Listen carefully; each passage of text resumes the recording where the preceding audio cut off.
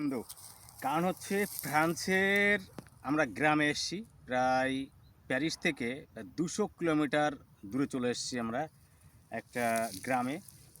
তো এই গ্রামে আমরা যে দেখতাম না যে গম, পুরো জমিটা কিন্তু গম, এই সাইড গম, এই সাইড গম, এদিকে গম গম গম গম, আর এদিকটাও কিন্তু গমের জমি।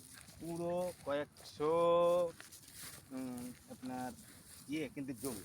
এত সুন্দর একটা ভালো পরিবেশ, এটা সবুজ থাকলে ভালো লাগতো, কিন্তু গমটা পেকে গেছে।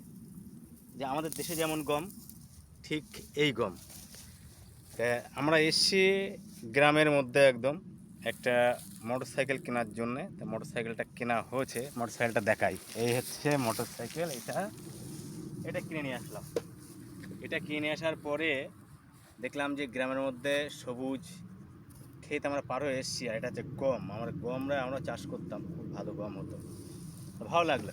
সবাই ভালো থাকবেন। একটা সুন্দর একটা পরিবেশে আমরা চলে এসেছি, খুব ভালো লাগছে এখানে এসে।